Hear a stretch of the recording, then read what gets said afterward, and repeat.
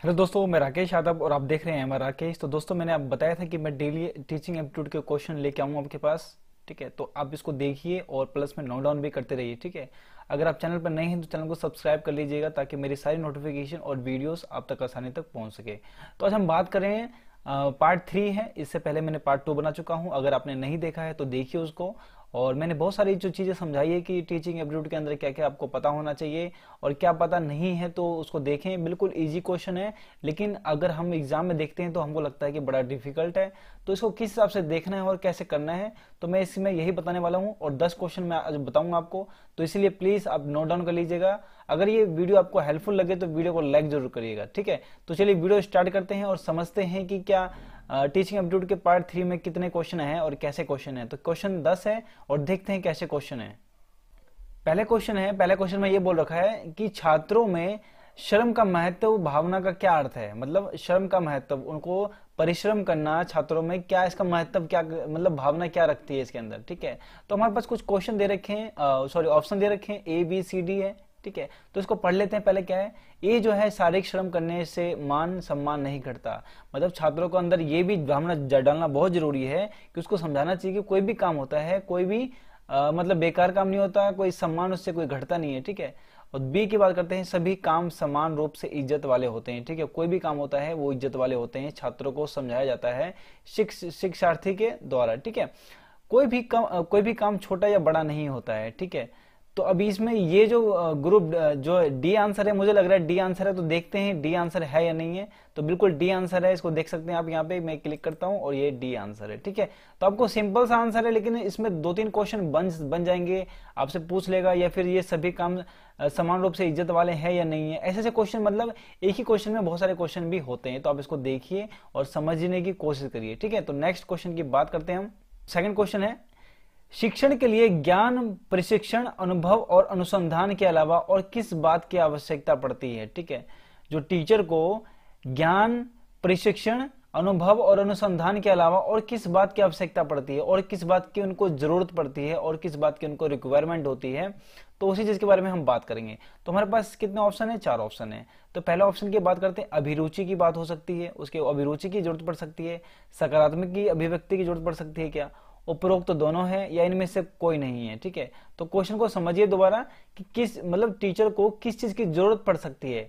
मतलब प्रशिक्षण, अनुभव ये तो है, उसके अलावा ये तो है ही उनके पास, लेकिन इसके अलावा क्या चीज की उनको जरूरत पड़ सकती है।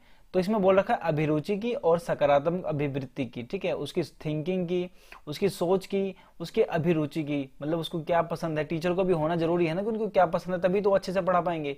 तो मैं इसका जो आंसर है वो सी है, उपरोक्त दोनों, यानी अभिरुचि और सकारात्मक अभिवृत्ति। ठीक है, दोनों है ये।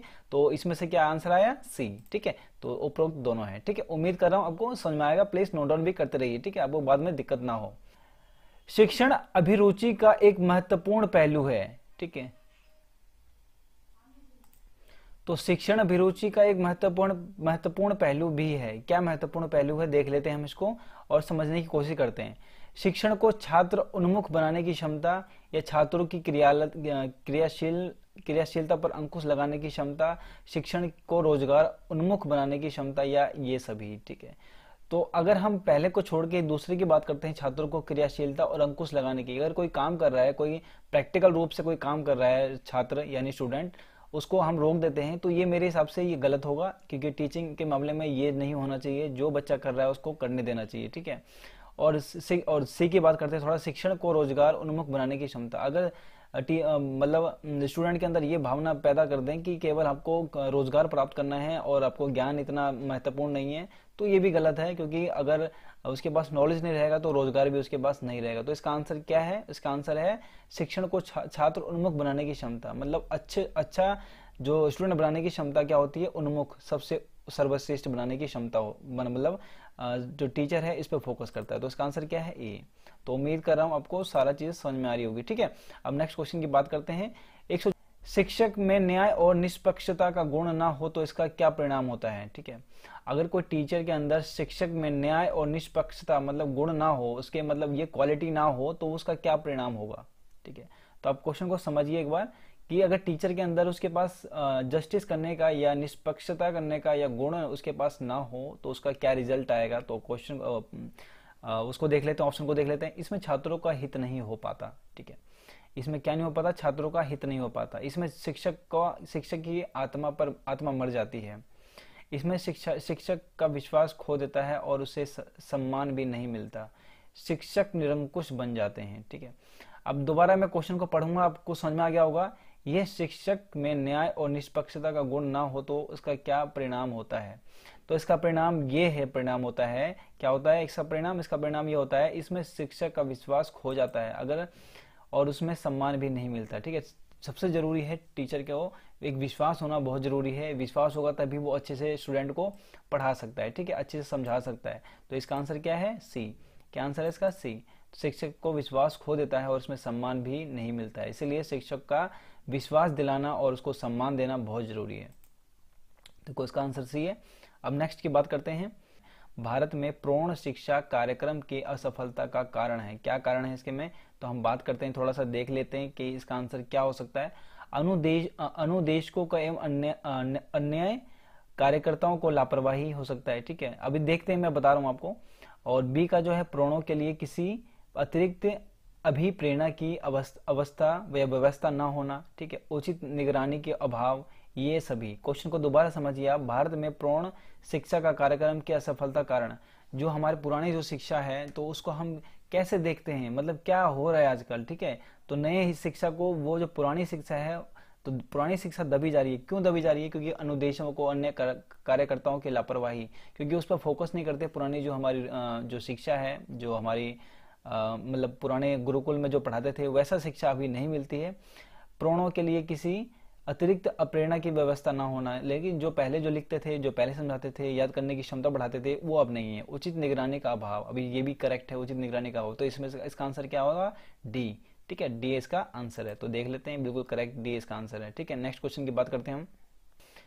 तो स्कूलों में नैतिक शिक्षा दिए जाने के संबंध में आप क्या विचार मतलब व्यक्त करते हैं।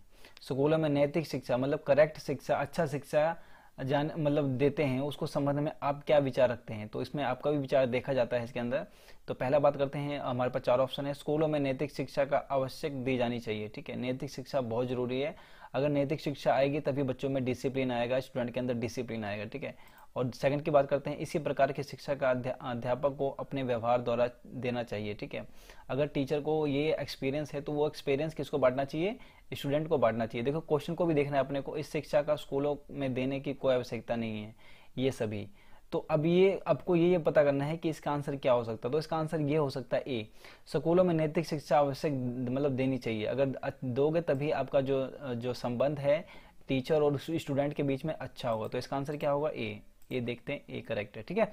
तो उम्मीद कर रहा हूं आपको समझ में आ रहा होगा। नेक्स्ट क्वेश्चन की बात करते हैं हम। एक शिक्षक का निजी जीवन कैसा होना चाहिए, एक टीचर का जीवन कैसा होना चाहिए, निजी जीवन कैसा होना चाहिए, ठीक है। तो पहले क्वेश्चन की बात करते हैं। पद की गरिमा को अनुरूप होना चाहिए, ठीक है, पद की गरिमा का अनुरूप होना चाहिए। अति गंभीर और दिखावा पूर्ण होना चाहिए। अगर कोई किसी के अंदर दिखावट है या दिखावा है, टीचर बना हुआ है और वो मतलब दिखाता है कि मैं टीचर हूं, तो ये गलत है। चाहे जैसा हो वो उसके अंतर नहीं पड़ता, मतलब अगर वो टीचर कैसा भी हो लेकिन उसको मतलब कोई फर्क नहीं पड़ता, तो ये भी गलत है मेरे हिसाब से, ठीक है।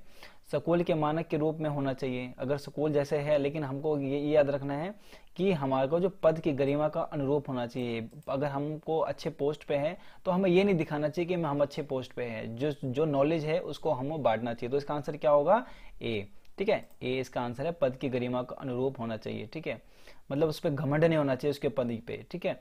तो ये है। अब नेक्स्ट क्वेश्चन की बात करते हैं हम। अब नेक्स्ट क्वेश्चन, स्वतंत्र भारत में शिक्षा के माध्यम की समस्या हल न होने का प्रमुख कारण क्या है। देखो क्वेश्चन को दोबारा समझिए आप। स्वतंत्र भारत में शिक्षा के माध्यम की समस्या हल न होने का प्रमुख कारण क्या है, मतलब जो अभी स्वतंत्रता के बाद जो शिक्षा के माध्यम जो है, जो प्रॉब्लम आई है वो क्या क्या है, ठीक है। तो सबसे पहले हमारे पास 4 ऑप्शन है, 4 ऑप्शन देख लेते हैं, उसके बाद समझने की कोशिश करते हैं। अंग्रेजी की दबदबा, ठीक है, अंग्रेजों का दबदबा हो सकता, भारत का एक बहुभाषी देश होना, ठीक है, भारत के राजनीतिक, और इसमें से कोई नहीं। तो मेरे हिसाब से अभी इसमें जो चल रहा है, इसमें जो हो रहा है, ये भारत एक बहुभाषी देश होना है, ठीक है। इसका प्रमुख कारण समस्या ये है क्योंकि यहाँ पे क्या है, बहुत अलग अलग भाषा, अलग अलग लैंग्वेज है, ठीक है। और दूसरी बात करते हैं, लैंग्वेज के साथ साथ हमारे यहाँ पे कास्ट सिस्टम बहुत है, रिलीजन सिस्टम बहुत है। इसके कारण क्या है कि हमारी जो समस्या है, हमारे जो शिक्षा के बीच में संबंध है वो थोड़ा कम हो जाता है, ठीक है। तो आपको ये याद रखना है, इसका आंसर क्या है, बी, ठीक है। तो उम्मीद कर रहा हूँ आपको समझ में आ रहा होगा। अब नेक्स्ट क्वेश्चन की बात करते हैं और समझने की कोशिश करते हैं। शिक्षा का माध्यम ऐसी भाषा को बनाना चाहिए, मतलब शिक्षा को किस माध्यम में बनाना चाहिए, ठीक है। क्योंकि हमारे यहाँ पे बहुत सारी लैंग्वेज है, बहुत सारी रिलीजन्स है, बहुत सारी कास्ट है, तो पढ़ने में थोड़ी दिक्कत होती है और थोड़ा सा हम उसको मतलब भेदभाव भी करना शुरू कर देते हैं, जिसके कारण क्या होगा कि बच्चा जो है मतलब सीमित में रह जाता है, ठीक है। अब बात करते हैं नेक्स्ट क्वेश्चन की, शिक्षा का माध्यम ऐसी भाषा को बनाना चाहिए, कैसी भाषा को बनाना चाहिए, शिक्षा के माध्यम किस हिसाब से बनाना चाहिए, ठीक है। तो अब उसे इसको देखते हैं। अब ऑप्शन हमारे पास चार है, चारों देखेंगे। जिस पर जन साधारण पर आधिपत्य हो, ठीक है, मतलब ऐसा ऐसा ऐसा मतलब कम्युनिकेट होना चाहिए, ऐसी मतलब माध्यम होना चाहिए कि मतलब सभी के लिए सिंपल हो, इजी हो, ठीक है, साधारण हो, नॉर्मल हो, जिसमें अच्छा साध्यवश्य उपलब्ध हो, ठीक है। मतलब अच्छा अगर फैसिलिटी देते हैं तो क्या हम शिक्षा प्राप्त कर सकते हैं, जो समृद्ध हो, जो सबसे अच्छा हो, जो बाद में नौकरी के लिए उपयोगी हो। तो मेरे हिसाब से इसमें सबसे पहला है, क्योंकि जिस पर जन साधारण का आधिपत्य हो, क्या हो, आधिपत्य, ठीक है। तो इसका मतलब क्या हुआ, मतलब ये ऐसी टेक्नोलॉजी होनी चाहिए, बिल्कुल नॉर्मल होना चाहिए, सभी के लिए बराबर होना चाहिए, ठीक है। तो इसका आंसर क्या है, ए, ठीक है। उम्मीद कर रहा हूं आपको समझ में आ रही होगी। लास्ट क्वेश्चन है, अब देख लीजिएगा, सही से देखिए ताकि बाद में कोई दिक्कत ना हो। क्योंकि ऐसे क्वेश्चन क्या होता है कि इसी से मिलते जुलते आएंगे, ठीक है। मैं ये नहीं कह रहा यही आएंगे, इसी से मिलते जुलते आएंगे, थोड़ा सा आपको घुमा सकता है, फिरा सकता है, same to same as it is यही क्वेश्चन बन सकते हैं इसके अंदर। लेकिन मैं जो बता रहा हूँ जरूरी नहीं यही क्वेश्चन आएंगे, लेकिन इसमें से जो ऑप्शन मैं आपको बता रहा हूँ इसमें से क्वेश्चन बन सकते हैं, ठीक है। तभी समझेंगे, तभी आप कर पाएंगे। अब बात करते हैं, लास्ट क्वेश्चन है, जीवन में सफलता प्राप्त करने के लिए आवश्यक है, जीवन में सफलता प्राप्त करने के लिए क्या आवश्यक है, भाग्य का अनुकूल होना, ठीक है, भाग्य का अनुकूल होना, या प्रतिकूल परिस्थितियों में भी अपने आप को ढाल लेना, या परिश्रम से न भागना, ठीक है, परिश्रम से ना भागना, या सी देखते हैं अवसर प्राप्त करने की क्षमता का होना, या ये सभी हो सकते हैं, ठीक है। तो हमारे मेरे हिसाब से जीवन में सफलता प्राप्त करने के लिए सबसे अच्छा जो आवश्यक है वो है प्रतिकूल परिस्थितियों में भी अपने को ढाल लेना, ठीक है, और परिश्रम से ना भागना। अब परिश्रम का तो इसमें कोई काम ही नहीं है, क्योंकि परिश्रम अगर परिश्रम करेगा वही आदमी जीवन में सफल होगा, ठीक है। तो इसका आंसर क्या है, बी है, ठीक है। उम्मीद कर रहा हूं आपको सारी चीजें समझ में आ गई होगी। और जो भी डाउट लगता है, जो भी क्वेरी लगती है, तो मुझसे आप कमेंट करके पूछ सकते हैं और अपना आंसर भी दे सकते हैं। दोस्तों ये वीडियो थी, वीडियो आपको हेल्पफुल लगे तो लाइक कर सकते हैं, क्योंकि मैं ऐसी वीडियो आपके पास लाता रहता हूं। तब तक के लिए धन्यवाद, जय हिंद, और नेक्स्ट वीडियो में मिलते हैं।